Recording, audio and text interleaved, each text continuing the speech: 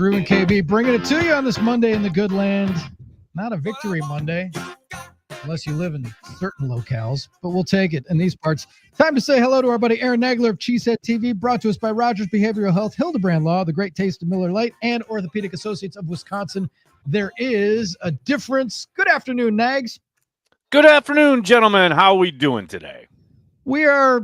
We're doing pretty well. We're doing great on this Monday. We're basking. Are we basking too much in the Lions' demise, or maybe a little bit? Dude. What say you, Nate? Are you kidding me? I'm gonna use your phrase. I'm gonna feast on that buffalo all off season. What are you talking about?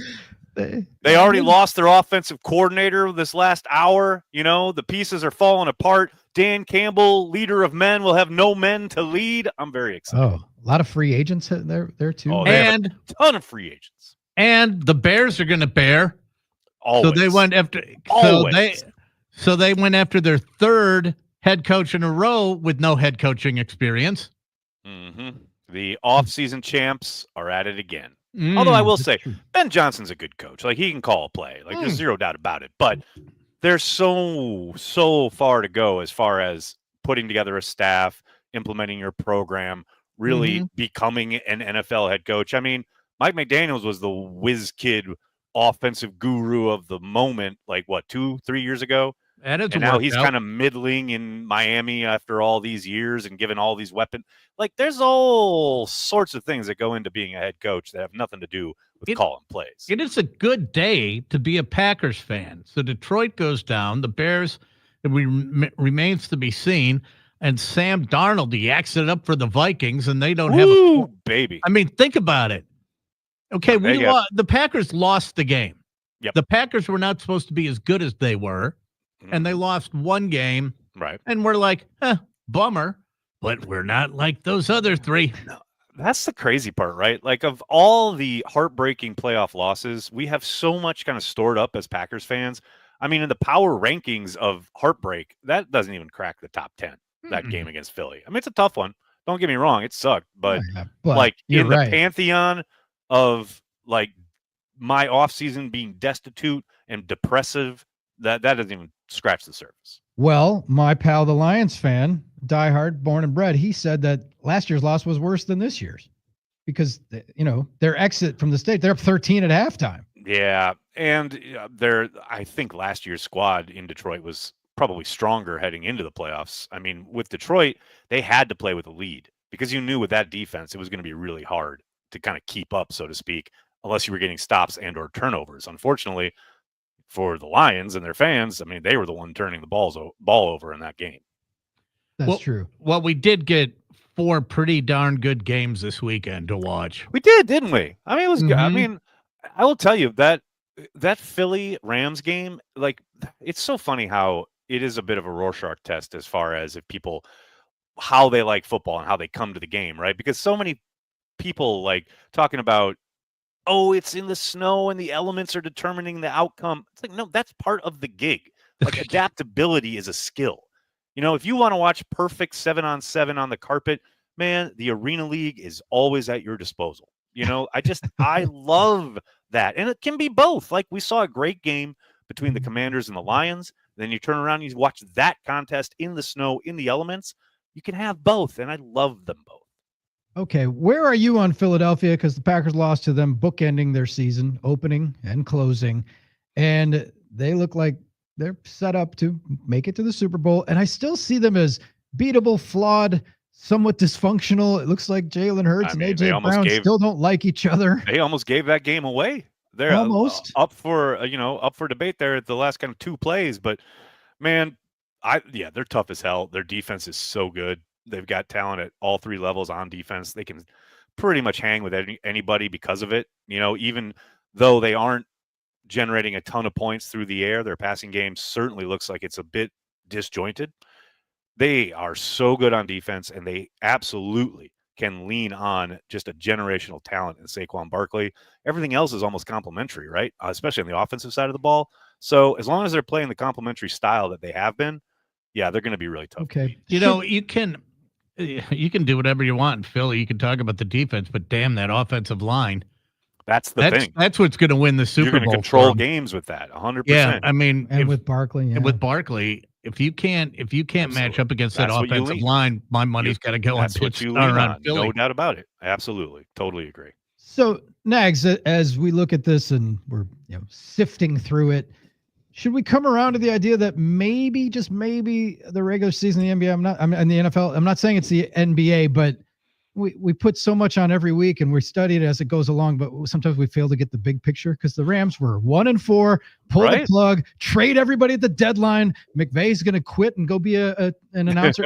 They gave Philly everything, man. They are tough. That they bonded, they scrapped, and they absolutely destroyed the Vikings. You know what I mean? Like, and it's like, well, who saw that coming? And why are we always surprised by stuff that happens in this league that we shouldn't be surprised by?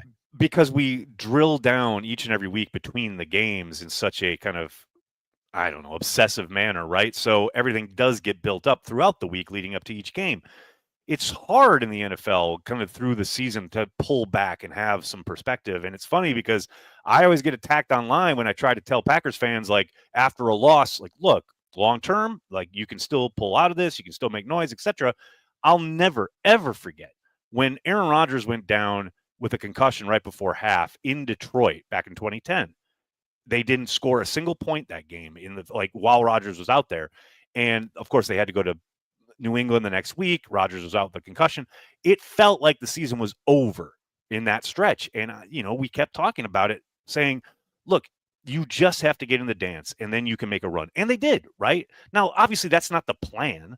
That's not what you hope for. You want to win every game, obviously, but you do have to remember that week to week, things change so rapidly in the NFL, especially when you're talking about matchups. It's a matchup-driven league. And if you get what KB's talking about right there, if you can control the line of scrimmage, well, good luck against the Eagles because they have such an incredible offensive line. And that comes back to the Ben Johnson thing leaving for Chicago. Man, it's one thing to be calling all these plays and lighting up all these kind of Christmas tree-like scoreboards when you've got one of the best offensive lines in the league, like Detroit has. Man, it's a whole nother world when you're living there with what so far the Chicago Bears have on offer along their offensive line. And that's why I talk about, it's the start of something. It's a program you have to build.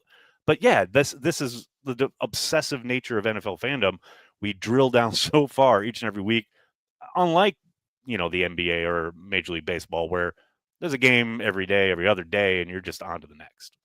So the Lions lose, they exit the stage, and everybody's like, well, their defense, they caught up to them, right? They're 6 starters out on defense. They're practice squad guys trying to cover the legit receivers. It was a rough circumstance, but they made it through. They got that far, and they had that record, and they won a game this year when Goff threw 4 picks, which is 5, insane. wasn't it? Down in Texas, Houston? Was it 5? It was 4 or 5. It was a lot. It was a lot. It was a lot, but I was thinking of that during that Commanders game. But you can't win in the playoffs, no matter who's playing defense for you if you turn it over 5 times, right? Well, and they lost one of their starting corners at the start of that game. That certainly doesn't help, right? Like, there's a domino effect there, certainly.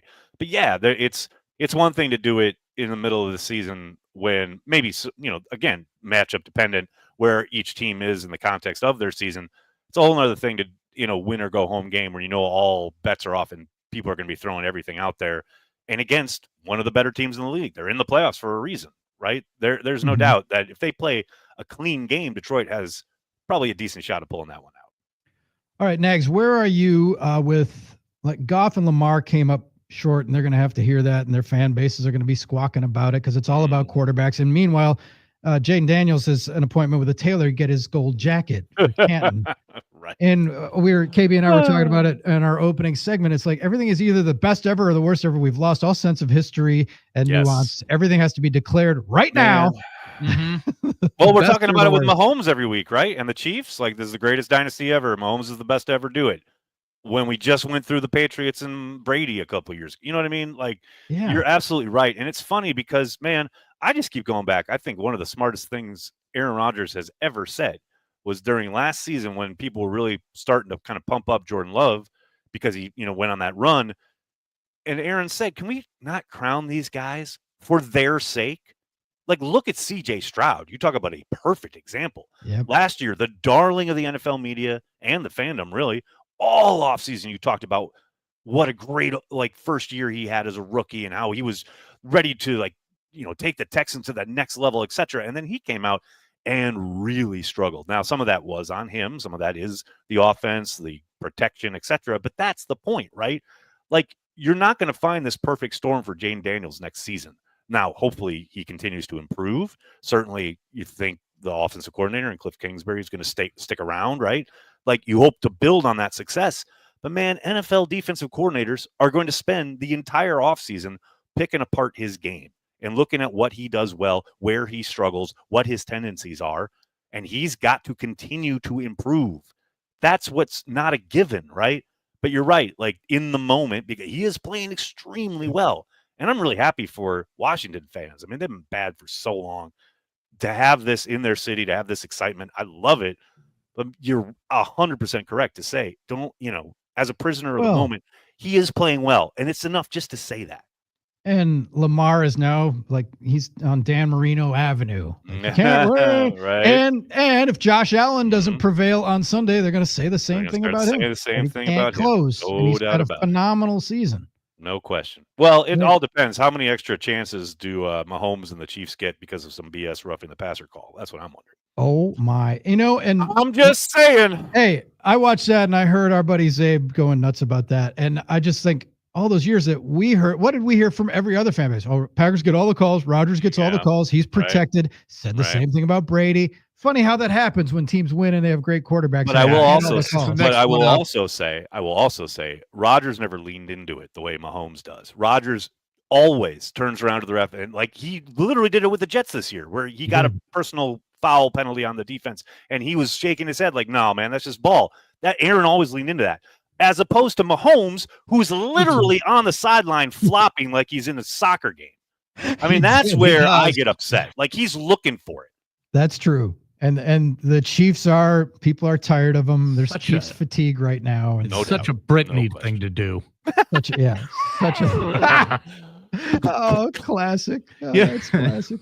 So next, who do you like now? Who is if there's any, I don't know if there's any sentiment because you just carry the G, but is there anybody you want to see win over anybody else? I mean, I'd love Josh Allen to get a ring. I love him as just a quarterback and as a dude, and I love his journey. And look, I love Josh Allen as a prospect as far as look at his journey from his first few years in the NFL to where he is now.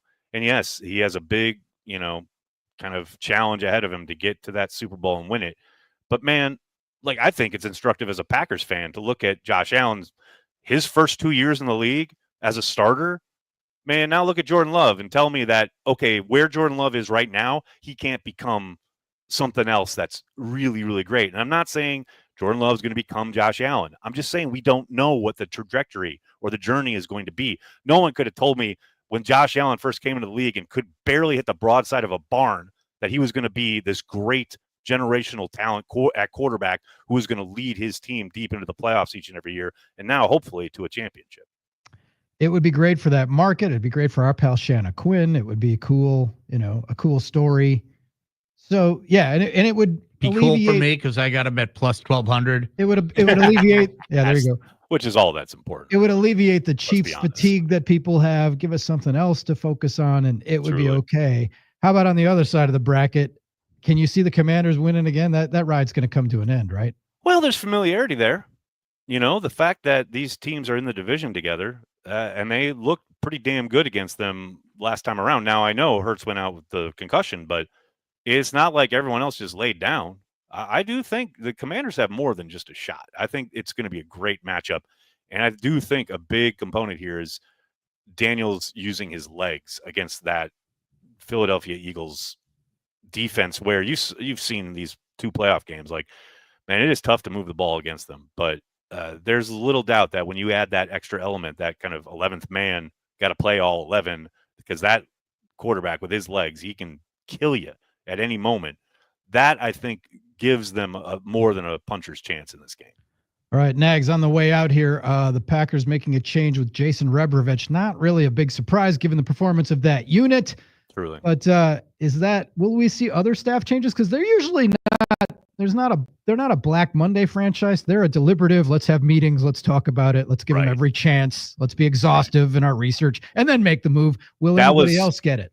Yeah, that was kind of my one, maybe not surprise, but it did kind of raise my eyebrow a little bit, the fact that they move so fast. To your point, it's almost always LaFleur taking his time, having the exit interviews, doing his due diligence throughout the season, looking at the stats, etc., and then making moves throughout the offseason when it comes to his staff. The fact that they move so fast on Rebovich, and I know the report was out there from NFL Network that they want to talk to Aaron Whitecotton, who's the defensive line coach with the Jets. That my guess is, and this is totally just a guess, is that he wants to get out ahead of Robert Saleh, because Saleh's out there interviewing for head coaching gigs, most likely ends up with a defensive coordinator position somewhere in the league. Whitecotton's been his guy for the last 2 or 3 stops. I think LaFleur sees an opportunity to get someone who's A, really well respected and a really good coach, but B, knows this scheme really well, because the Packers are running, the offshoot of exactly what Saleh's been doing in New York, what he did with the 49ers, what the Texans are running. Like, Whitecotton has been really productive with the charges he's been giving pretty much at every stop. So my suspicion is, this is, I know they're good friends, but Matt LaFleur is saying this ain't show friends, it's show business. He wants to get a really talented coach in while he's got an opportunity. That would make some sense. So you think all the other assistants are okay for they do for like now, I mean, I'm not going to say it's impossible, but they've got Tom Clements to replace. That's a pretty big, set of shoes to fill there as far as the quarterback's coach. But other than that, I think there'll be maybe 1 or 2 lower level kind of shuffling of the cards, so to speak. But overall, I would suspect things stay as they are.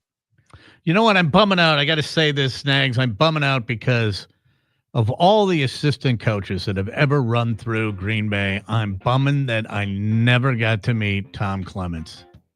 Oh, because he's the perfect curmudgeon, I'll tell you that. Well, when I was growing up, man, he's my all-time favorite. Right? He was my all-time favorite Notre Dame quarterback, and he's the reason I love number 2. There you go. I love that. Yeah. So I'm kind of bumming. Well, I love Matt on his last press conference of the year telling the media to leave Clements alone. He doesn't want to talk to anyone. He doesn't want to talk to you guys. I love that. That's fantastic. That is the perfect Tom Clements note. All right, Nags, we have 2 more opportunities, 2 more days to watch meaningful tackle football, including tonight. You going to do some advanced scouting for the draft tonight? I'll be watching tonight, no doubt about it. Got to pull for Notre Dame, although I think Ohio State's going to win. But I'm pulling for Notre Dame. I don't know. Yeah. I mean, I'm pulling for Notre Dame because without Notre Dame, you don't have Curly Lambeau coming up to Green Bay and doing his thing. That Notre Dame defense is nasty. It is. It is. But we'll see. But I'll be watching, no doubt about it. And a doubleheader on Sunday, so we have 2 more days left. Let's go. 4 games left in the season. Oh my goodness, Let's savor it. Nags, thank you for joining us. We'll catch up next week. Talk to you guys next week. Have a good night. All right, see you, Nags. Aaron Nagler, Cheesehead.